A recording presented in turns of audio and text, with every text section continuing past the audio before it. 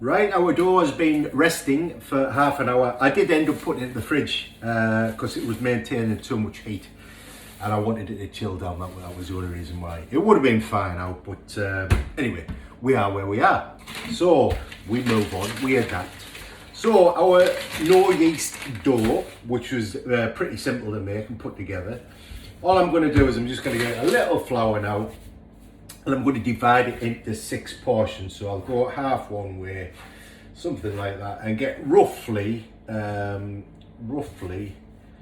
6 portions out of it. If you want to, you can, that's a bit smaller one, yeah, I'll take some from that one. If you can do, you can weigh it out, just have a quick look. If one looks a bit on the small side, take a bit off one, add it to the other, and it's fine. All we're going to do is we're going to create little balls. That's all we're going to do to start with. So just roll them around in your hand, or you can do them on the top like that, whatever you wish. It doesn't really matter. Sometimes I find if you do it in your hand like that, just roll it and like that, it comes into a nice little ball. The more flour on, the more difficult it is to do because it skids around. But if you do it in your hand like that, like I say, just literally pull together. All I'm doing is I'm cutting it round and just rolling it on my flat palm. You can do it on the top, it doesn't really matter. Like I say, just 6 balls, that's all we're doing. And then we roll it out. Now, what I'm using to cook on is, it's a pancake machine. Oh, it's bound to be, isn't it, Jason? Yes, it's bound to be. A frying pan. It's just a hot round surface, that's all we're looking for. It just makes it a little bit easier for me on there, but really doesn't matter what you do it on, as long as it's a hot, dry surface. That's all we want. So let's get on with it. So what I'm going to do is I'm going to roll each one of these out and then I'm going to cook it. So a bit of flour. Now I've got different rolling pins. You're bound to have it. Yeah, I have. One that I actually find is that a thin one works best for these. This is what they use in Indian kind of cooking. It's like tapered. And what happens when you use this and you're rolling? If I can show you. We'll start rolling it out. We better get some flour in there because we don't want that to stick. What happens when you roll it out? If you kind of, yeah, it's probably best to use the flat of your hand first to get it on the go. That's probably best. When you use this roller, you can see as you're doing it, it sort of turns itself as you're using it. It's just the shape of it. You're not pressing hard. And it takes a little bit of technique getting into it, and to be fair, I'm not very good at it, which you probably say, yeah, I know you're not, but anyway, that's that. And all we're doing is we're creating just a little disc. Now that's starting to stick now, so all I'm going to do is move it over, give it another flour, just more flour, and I'm actually creating a fairly thin bread here. I don't want, I mean, you can if you want, just do a smaller amount of dough balls and do big massive ones. And I've got a fairly thin, as you'll see there, just like, you know, you can actually see through it. I probably can't see the face through it, which is probably a good thing really, isn't it? I'll just give one last little roll. What happens when you do roll is it does shrink back a little bit, just the nature of I was just nearly going to flour my pan there. Don't do that.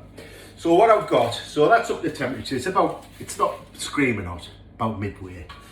And all I'm going to do is I'm going to use a bit of butter, and I'm actually going to butter the whole thing there. There we go. And then I'm going to put my bread on, and then we're going to watch it for a little bit. And what's going to happen? I'll just move that around a touch. And what's going to happen is that will eventually pop up and start bubbling. So while that's doing that, let's get on with the next one. Again, same thing, let's just press that one out, get it some sort of shape.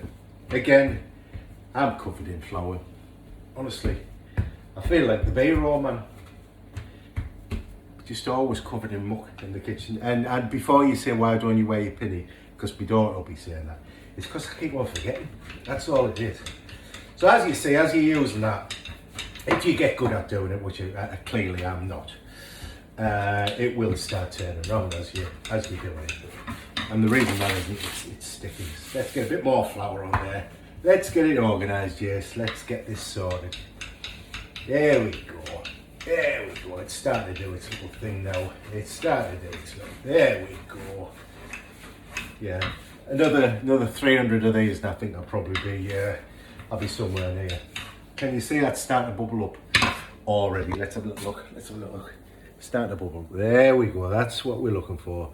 It wants about 2 minutes. I'll just leave you there. No, I'll better move you back there because you won't see what's going on. And then all we're going to do, have a little look. There you go. It's starting to get some colour. See what I mean? Bit of colour on there, which is beautiful. Just what we want. A little turn in there. And again, the same thing. So while that's doing, let's get this one done. Just free that up off there. Touch more flour on it, just so we're not sticking. You know, they don't have to be perfect circles. And you're probably going to say, well, you're saying that because it's not perfect. Well, that's probably right. But no, it's part of the charm, isn't it? I mean, when you do something in your kitchen, you know, it's not industrial. It's homemade, and that's part of the thing. One of the things you can do actually, if it looks as though it's puffing up too much, you give it a little press like that. All it does is it helps kind of contact the bottom surface on there. It just helps to finish cooking it. Because sometimes if it puffs up, it's not in contact with the pan itself, and some of the bits don't fully cook underneath. But that's looking okay. Let's have a little look. Yeah, brilliant. That's good. So as you can see there, that's pretty all done there. So all we do now is we get a clean tea towel, stick that on there, cover it over, and repeat. So on there, and I'm going to give that one last little do, one last little roll. Why not? Might as well say it's over here. One last little roll, and once you get it on there, same thing. Just give it a little move around and leave it alone. Leave it do its thing, and repeat. So I'm going to do a last one here. I've got another 3 to do. I won't keep you all day. You think, thank goodness for that. It goes on, this fella, too much. I know, you don't have to listen. You can just move on, go and watch somebody else on, you know, somebody who knows what they're doing. But in the meantime, I'll crack on, waffling on. So we'll cook that last one. I'll get this prepped and then just to watch the process one more time. And then that's it, because like I say, I'm sure you're getting the hang of it by now. Can you see that's actually starting to move around now? And it's just the shape of this thing that's actually doing it. And just don't forget a bit of flour on there and all that. It helps to make sure it's not sticking on the bottom, and it allows it to do its thing. So plenty of flour. I don't want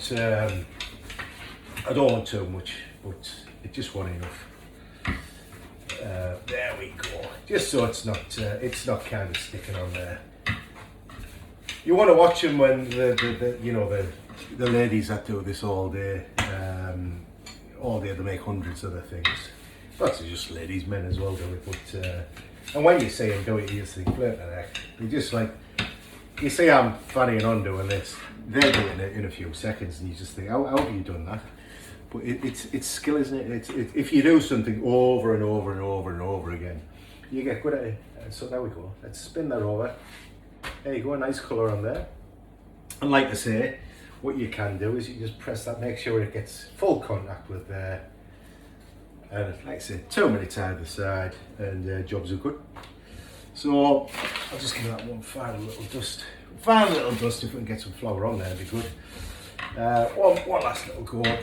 Because what happens with these, like I say, you put them on, and once they start cooking, they do spread a little bit, but as it heats up, you can move it around. But yeah, the reason I like these particular flatbreads as well, because they keep warm for quite a while if you keep them in these, and they're quite a soft one, so they're pliable, which is really good. Because the worst thing is sometimes when you do flatbreads, you make them too thin. So I'm doing these fairly thin. You make them too thin, and all happens is you try to fold them, the things break. These don't. These are pretty good. These are pliable breads. But like I say, I mean, there for the time that's done. There you go. We've got 2 already. The next one's going on, and then I've got another 3 to go on after that. So good luck, Jace. Crack on with it, son. Let's chat, and you'll get through the job. You did right. So that's it for now. So tonight we're having chicken fajitas. My daughter's having salad with her. I've got myself some peppers and onions and stuff like that. I've got a bit of fajita seasoning on mine, which I like on my peppers. Not on the chicken. I'm going to have that plain, just so because I'm doing it all together. She only likes it plain, honestly. Doesn't like anything. And she's back now for a few days. So anyway, that being that, better not say anything. She'll watch this and give me grief. So that's it. I'll crack on with this, and we'll see you soon. So bye for now.